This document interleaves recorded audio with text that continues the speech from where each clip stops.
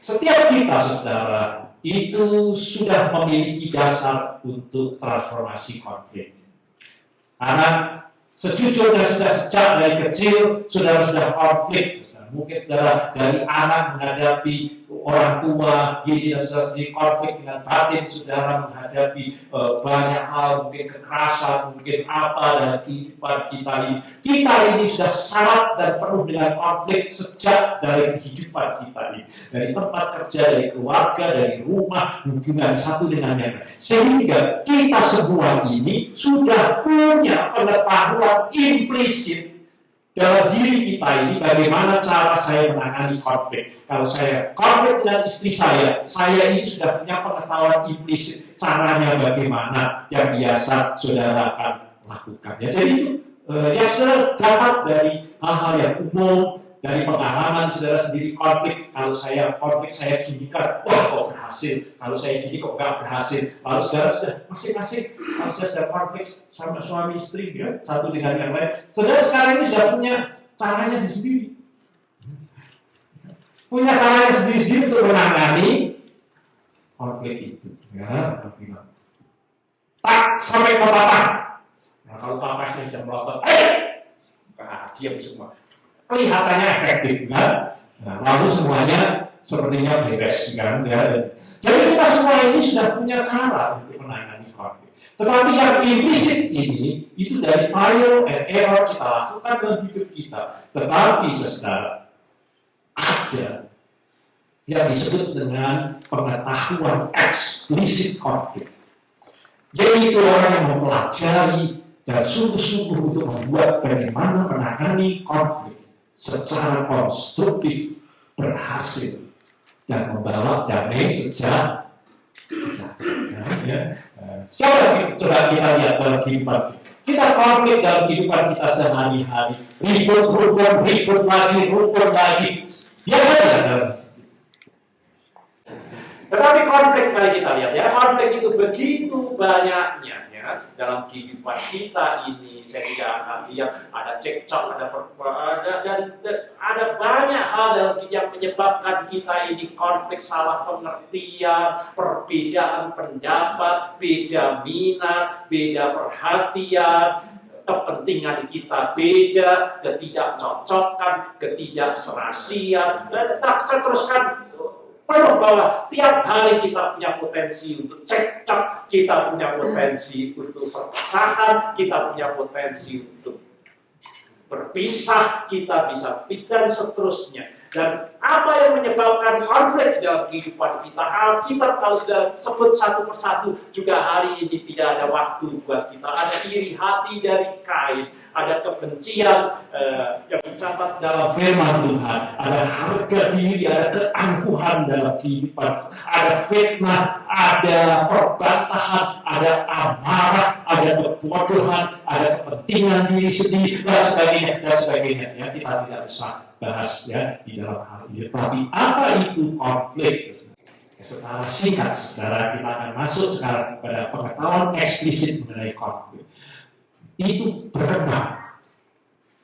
Sesuatu yang berkembang dalam diri kita.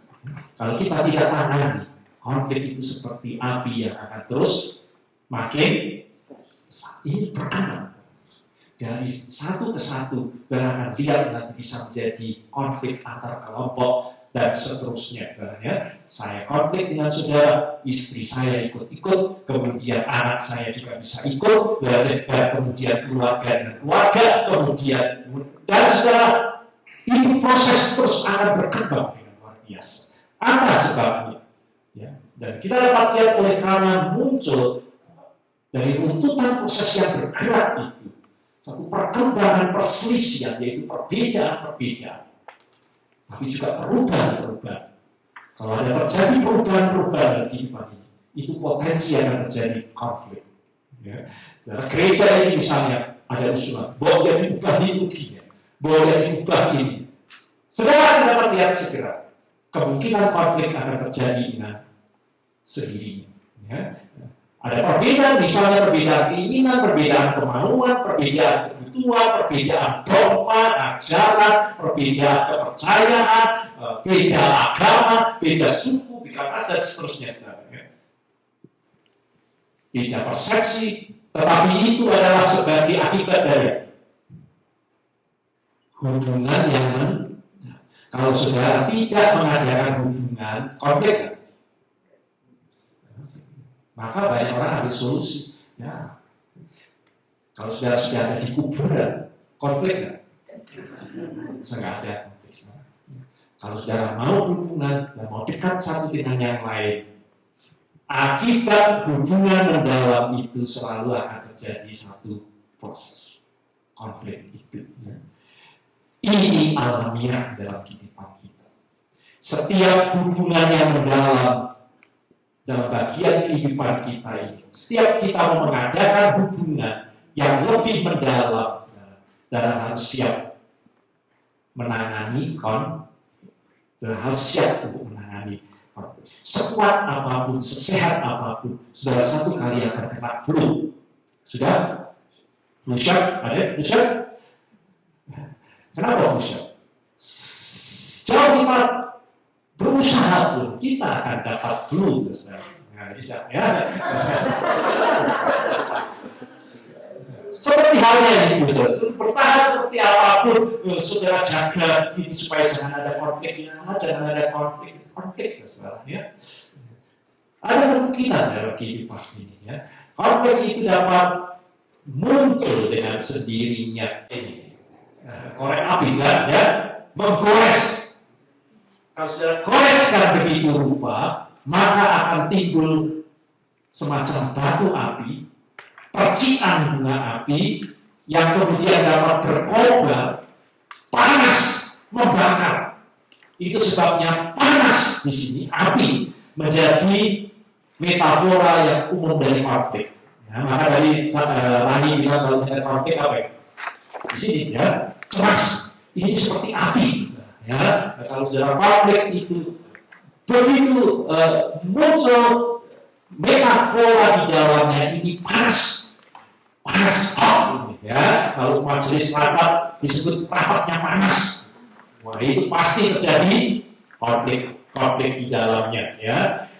Konflik itu membentuk simbol untuk krisis, situasi yang kritis. Apa betul gitu ya? Suatu yang kritis, ya. Dan simbol untuk krisis itu yang berhubungan dengan konflik itu katanya memakai dua istilah. Apa itu? Katanya gimana programnya? W dan G, nah, W dan G katanya begitu, ya. Dan aksara W itu terkandung konsep siap, ya. Saya nggak bisa programnya gimana, ya.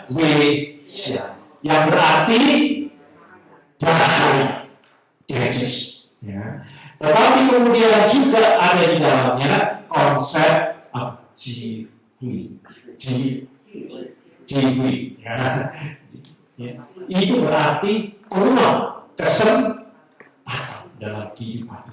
Jadi krisis yang ditimbulkan oleh konflik dalam budaya Cina itu bisa dangerous, bisa opportunity. Jadi orang yang konflik tidak selalu api, tetapi konflik itu juga bisa menjadi kesempatan yang sangat menjadi peluang. Tidak semua bahaya negatif, tetapi juga bisa menjadi peluang. Itu seperti both side daripada koin, ya. Bisa bahaya, bisa menjadi peluang dalam kehidupan kita. Bisa membakar suasana menjadi panas, tetapi juga bisa menjadi kesempatan terjadinya transformasi kehidupan yang lebih baik. Jadi, tadi katakan positif atau negatif itu relatif bagaimana kita menyikapi konflik. Bukan konfliknya itu, tetapi bagaimana kita menyikapi konflik.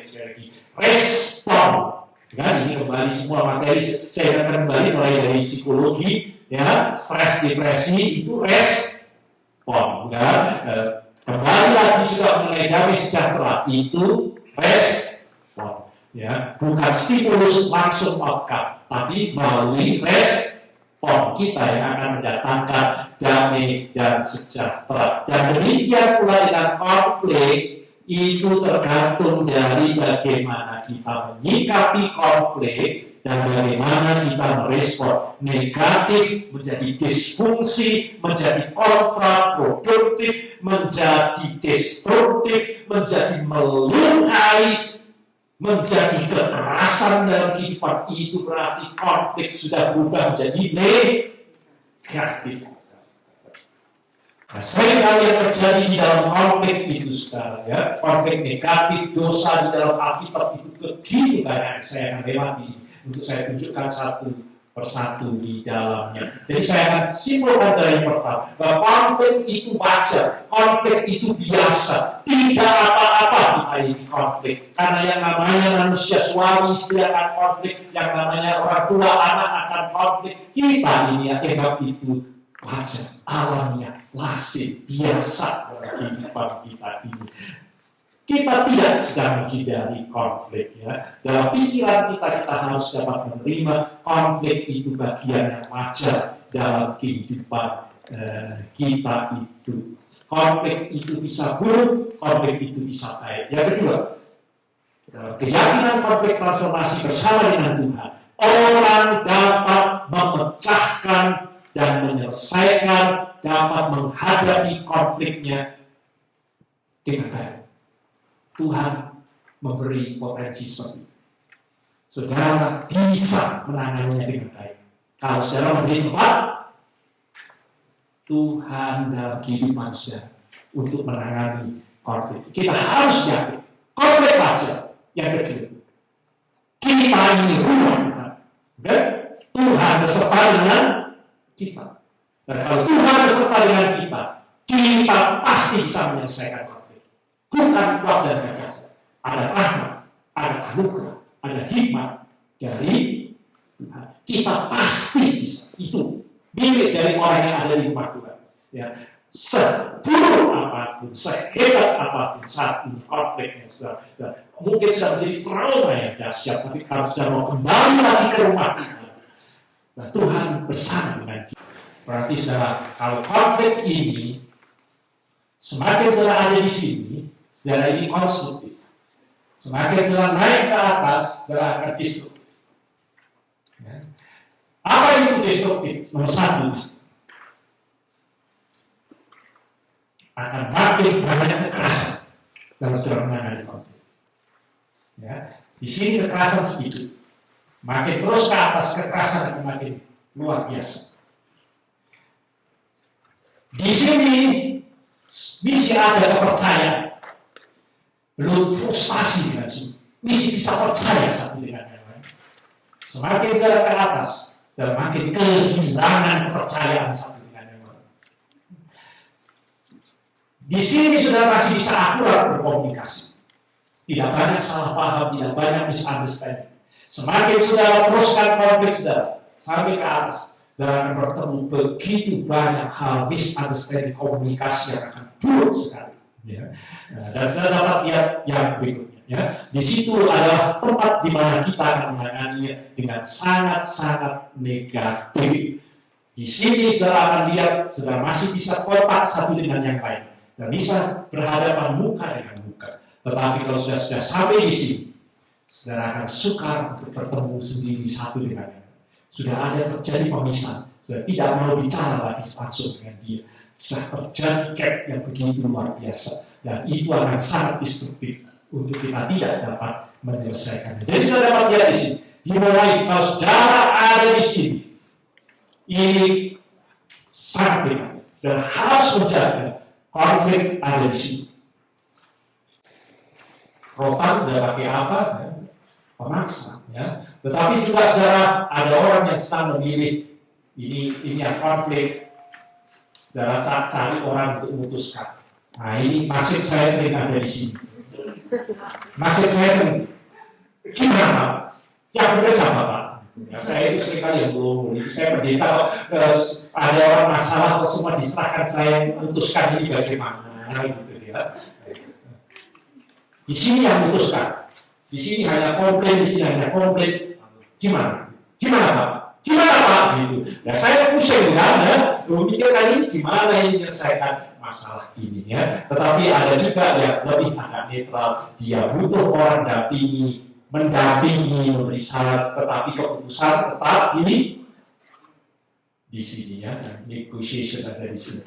Dan selama kita masih mengadakan kontak, tadi komunikasi kan, kalau komunikasi itu kalau sudah ini hilang dan sudah menyerahkan kepada orang lain, atau saudara hanya mengambil keputusan satu dan sudah mengabaikan yang lain, saudara akan masuk dalam penanganan konflik yang destruktif.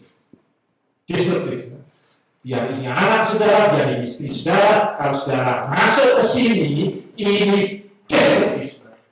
Konflik ini tahan ini kan. Sakit hati, kekecewaan, kemarahan, hanya akan ada di sini. Ya.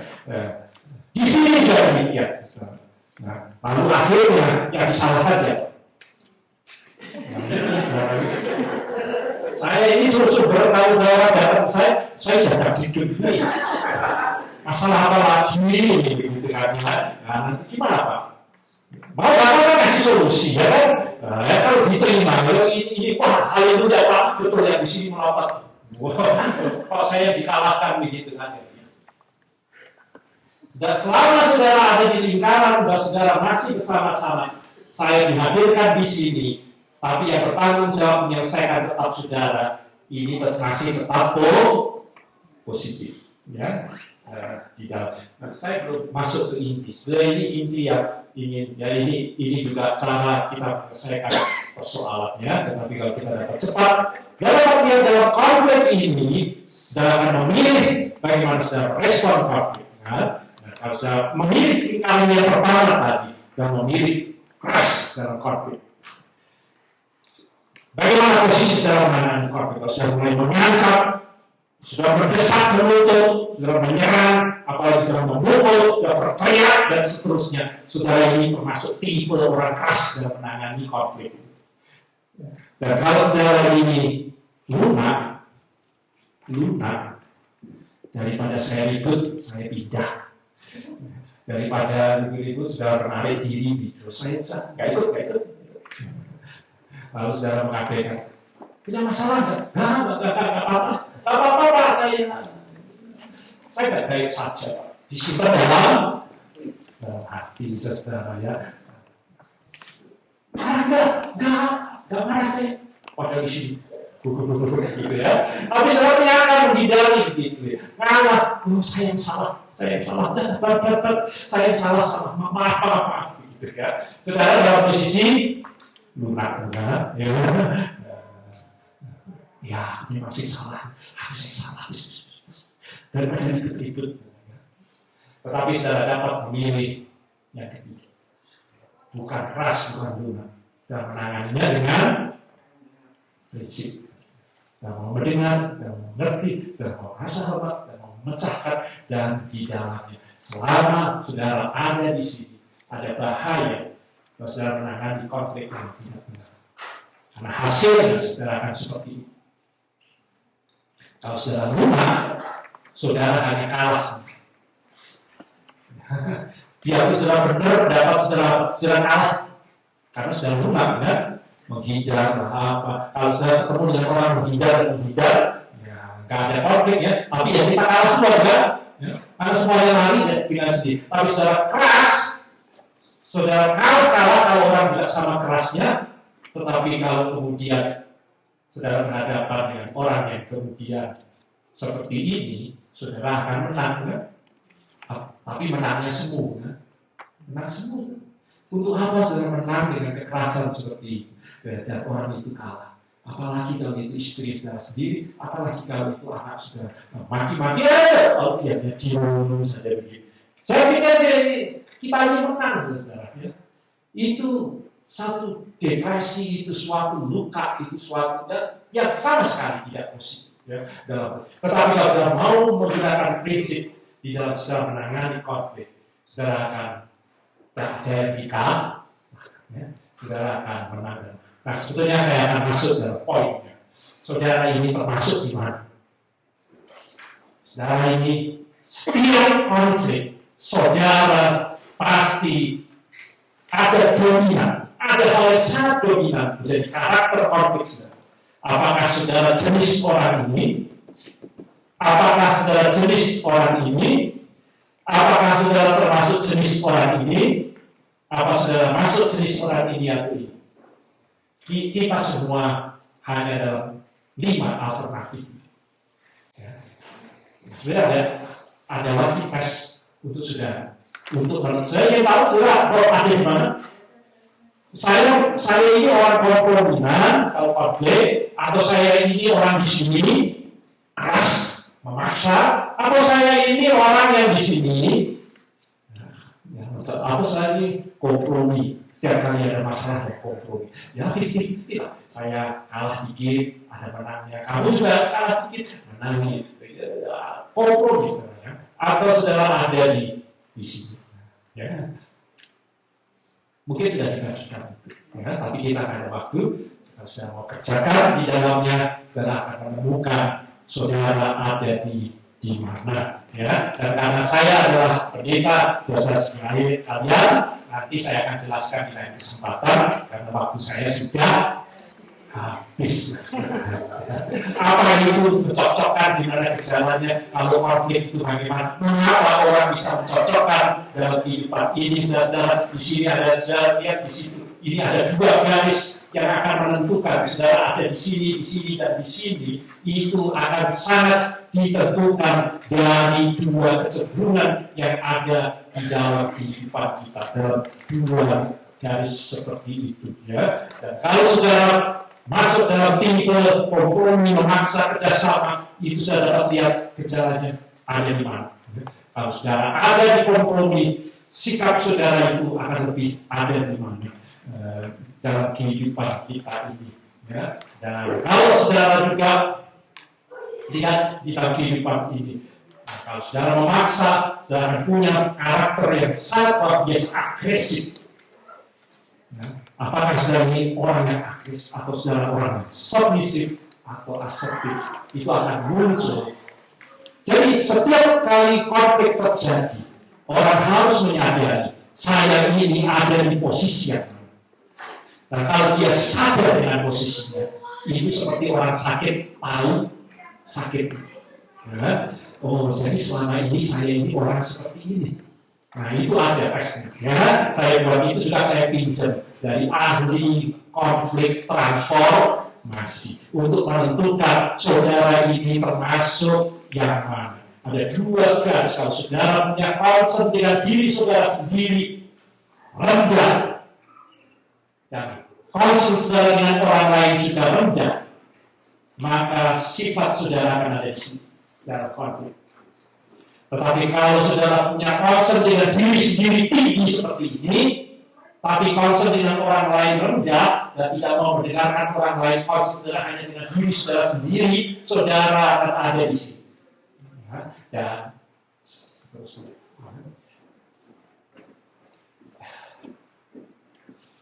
Jadi garisnya ada di sini. Ini 2 garis yang akan sangat menentukan bagaimana posisi saudara pada waktu saudara konflik. Apakah saudara itu kalau konflik seperti ini, mata-mata menang-menangan, memaksa orang lain, atau saudara ini setiap kali ada konflik hanya menghindar gitu.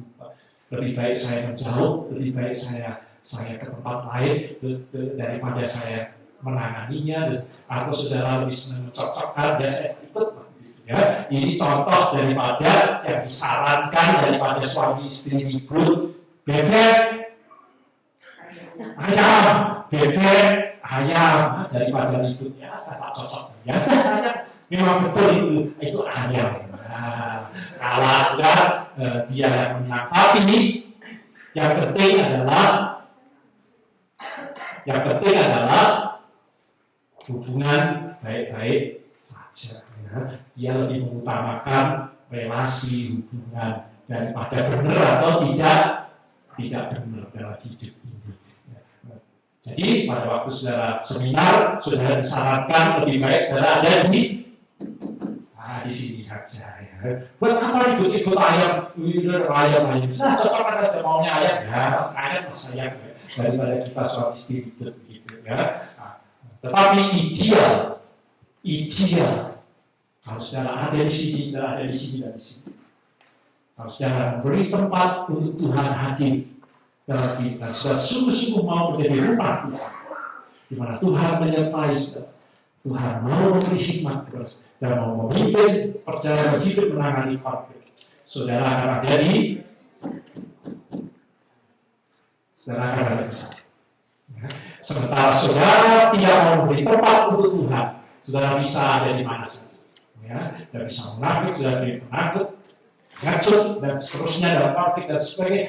Tetapi kalau saudara hidup dalam rumah Tuhan, di mana Tuhan hadir dengan sungguh dalam kehidupan saudara akan dibawa dalam menghadapi siapapun. Tak ada yang kita kalahkan. Kita mau menang dengan menang. Tak ada yang disakiti, tak ada yang kecewa. Kita semua bersedia. Itu sekali lagi dengan Tuhan semuanya dimungkinkan. Tidak usah takut dengan konflik. Konflik adalah bagian dari hidup kita. Kalau kita bisa ada di sini, konflik, rahmat, dan berkat mendatangkan transformasi, mendatangkan pembaharuan, mendatangkan hal yang justru makin indah dalam kehidupan.